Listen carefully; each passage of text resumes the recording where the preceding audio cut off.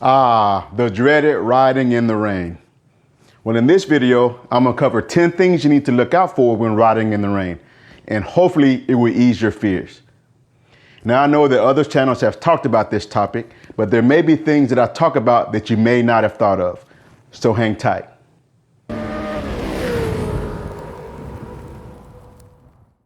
Hey guys, I'm Paul the Motor Guy, and welcome to my channel, where I pass on riding tips, practice drills, and defensive riding strategies to my fellow riders.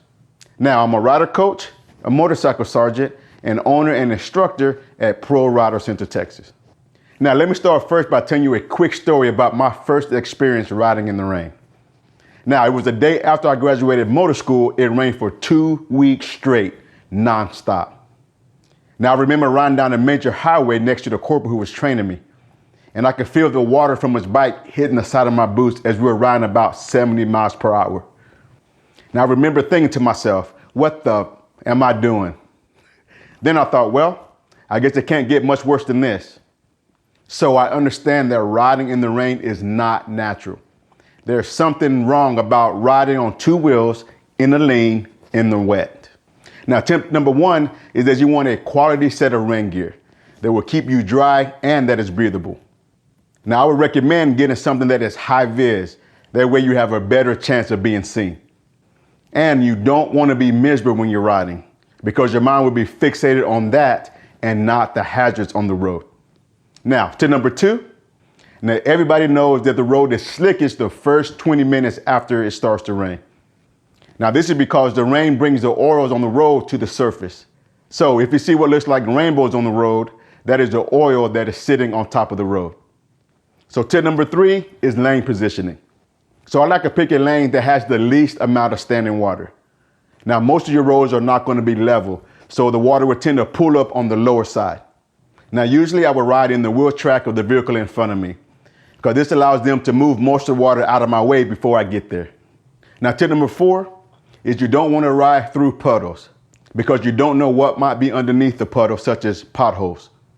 Now, for tip number five, let's talk about the painted areas that are on the roadways, such as your crosswalks, your lane dividers, and those painted arrows that are on the road. Now, I've heard people say just to avoid these things, but it is impossible to avoid the crosswalks because they extend across the entire road. Now, just know that these painted areas get slick when they get wet. And because of this, I don't lean the motorcycle as much as I'm crossing over these areas. So I will have more of an up and down riding technique. Now, tip number six. Now, there are two non-painted things that you see on the road that also get slick when it rains. And they're what we call road snakes and manhole covers. Now, I handle these two things the same way I handle the painted areas on the roadway. Now, the following two things riders may not think about when riding in the rain. So tip number seven is those metal bridge expanders that you go over when you exit off an elevated ramp or a flyover. Now, these expanders are about a foot wide and they get slick when they get wet. Now, I also reduce my lean angle and my speed when I'm crossing over these as well. Now, there have been times where I felt my tire slip a little when I'm riding over these. Now, tip number eight. Now, this tip has to do with construction zones. Now, I don't know about the city that you live in, but where I live, there's construction zones everywhere. Now, most of your construction zones will have big trucks that come in and out all day long. And as they do, they drop dirt on the roadway. Now, I have experienced this. And depending on how much dirt is on the roadway, it can be like you're riding on ice. So you can't make a lot of sudden or jerky inputs on the motorcycle. Tip number nine. When riding in the rain, you must reduce your speed and increase your following distance. This will allow you more reaction time and give you a better chance of stopping if something were to happen in front of you. Now, you also want to pay close attention to the vehicles behind you. Now, we get quite a few riders that get rear-ended in the rain because the vehicle's sliding into them. Now, none of these things I've talked about thus far really bother me. I've ridden in all kinds of weather at work, so I'm confident with my skill level and with what the motorcycle can do in the rain.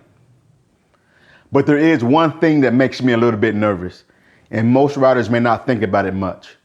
And this leads me to tip number 10, which is vehicles hydroplaning next to me. Almost every time we get a decent amount of rain, we get at least 3 or 4 calls of vehicles hydroplaning and crashing. Now I have had a vehicle hydroplane behind me before. So when it's raining, I really try hard to stay clear of vehicles as much as I can, meaning I don't ride next to them for long periods of time. Now when I'm passing the vehicle, I will accelerate past and not linger. Now I also try to find gaps to ride in for as long as I can. And as I'm passing the vehicle or being passed, I expect something to happen. This way I am not taken by surprise if something were to happen, which may give me a better chance to respond. Now, I know there are many things when it comes to riding in the rain. So let me know in the comment section below anything you do while riding in the rain. Now, I really hope you got something out of this video. If you did, smash that like button and don't forget to subscribe. And until next time, practice, practice, practice, and ride safe.